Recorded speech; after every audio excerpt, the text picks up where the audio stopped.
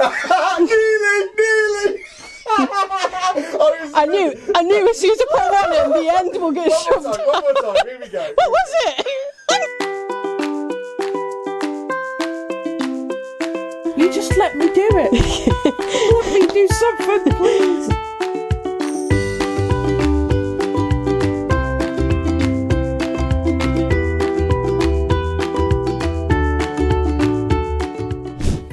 Well, we like to say that we play a game of hide and seek, don't we? So Kirsty hides things and I have to go seek them. So yeah, just basic things of, you get a letter through from the hospital. It's not in a format that she can access, so keeping on top of your appointments and preparing food and just basic day-to-day things that, when you I've put my t-shirt on the right way round. Absolutely, yeah. And sometimes I'm backwards and inside out. Yeah. And things like where before, when you first had your stroke, you were very affected with fatigue. I mean, you still are now, but compared to what you were. So just kind of building a schedule around Kirsty and making sure that you were sleeping and you're drinking enough water and just kind of things like that, really. Someone with a bit of initiative to, will think about outside the box and what's she going to need now, and I've been really lucky in that sense. Yeah, trying to put myself in her shoes and trying to adapt the surroundings and stuff. It was the right side of my vision that went first, so I was bumping into everything all the time, and Kerry started off with, you blacked out half a side of some sunglasses, didn't you? So you knew what it was like to be blind. Because with the right-sided hemianopia, I thought, well, let's put myself in her shoes. Then you walked around the house and bumped into everything and decided that coffee table needs to go and this needs to go. And literally, that was the first thing. As soon as I'd put the glasses on and stood up, I walked into the coffee table. So that was the first thing that I moved. We've definitely had to learn how to communicate more and be patient. To swallow my pride a lot and let Kerry help me with things that I don't want help with. The personal things I want to do them myself, but I can't. So having to ask someone to help you with them it feels quite degrading, and you do have to swallow your pride a lot. I try to be quite mindful of things like that and know when to stop pushing, like things like with your physiotherapy and stuff like that, and with having the fatigue, and it's just to say, okay, I'm going to stop poking the badger because it's starting to get angry now. So kind of just learning limitations, and you were learning to live life as a blind person. Because it's not, you went blind age 31, so it was a learning curve for you, wasn't it? Yeah, bye driver's licence, bye independence and everything. But the hand you've been dealt in it, you just got to get on with it. People that just leave things, cars parked on drop down curbs. The tactile markers that are on them curbs are for people like Kirsty with sight loss to roll her cane or to feel under her feet. And if you park on that, she then panics, can't figure out a route of getting round it, and it just makes life harder. So if people in just general day-to-day life were more understanding of disabilities, it can help carers out in that sense as well. Actually, people in wheelchairs that suffer the most with that kind of thing, because they can't.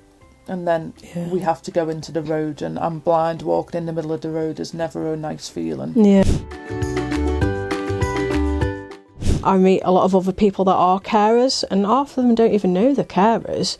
So sometimes you end up putting yourself to the back of the queue because Kirsty's needs might be greater that day than mine. So you do kind of sacrifice yourself in some senses. So sometimes you just want the services around you and the people that you interact with just to be a bit more understanding sometimes. Just communicating too, like, I'm sick of seeing you, I'm sure you're sick of listening to me. So we just have a break from each other, don't we? And things like, where we've been learning new skills, like we've learned to do the dishes again and things like that, and making food. And so once you've sorted it out, you make me dinner, don't you? We love cooking together. Yeah. That's fun. Yes, that's fun. Learned how to do it on your own, like when you did dinner for me for my birthday and stuff like that. Just giving you a sense of achievement, isn't it? And it gives me a sense of achievement, and it's a little like, thanks, you do this for me all the time, and I'm learning how to help you back, kind of thing. Yeah, because otherwise I just feel like, okay, a little princess that's getting waited on hand and foot, which is great at times, but at other times I'm like, you just let me do it. Let me do something, please. I found them great help for me, because they connect you with other people that are carers. So for me, being able to speak to another person that is in the same shoes as me. Kerry's being able to talk to other carers and get stuff off her chest. I try not to stress her out, but caring is stressful. Like, we've signposted so many people ourselves to them, haven't we, since we found out about them. And we've also, with Staffordshire Together for Carers, I volunteer with them and I teach other carers first aid, because sometimes when you're thrown into a caring role, there's medical reasons that go with it. So if you're at home with somebody who's got a lot of medical conditions going on, knowing basic first aid can just make you feel a bit more empowered. So that came up off one of the carers forum meetings, where we all talk about, as carers, what we would like from our carers organisation, and that was one of the things that we put forward. They actioned, sent me off on a first aid training course to get me refresher skills, and then me and Kirsty, off we go. I teach it, and Kirsty's my glamorous assistant, aren't you? I'm the dummy. Yeah.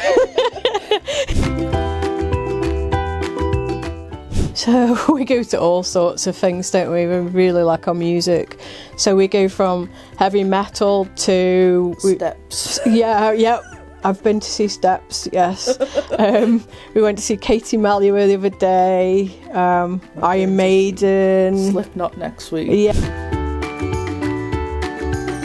I guess, like, if you know your friend or another family member is a carer, just check in on them, just give them that support. Even just simple things like, do you want me to come and look after whoever while you go get your hair cut, or just go have a cup of tea, or just sit in the garden for a bit of silence for a moment and not have to worry. Just be mindful about who's in your community and what you can do just to help somebody else that might be struggling and trying their hardest to keep afloat, kind of thing. I was quite lucky that I've ended up with a carer that's so, what's the word? Amazing. Yeah. So if anybody else would need any more information or further... I don't know if any more information, advice, guidance, help. Yeah, so www.StaffordshireTogetherForCarers.org.uk. Try this.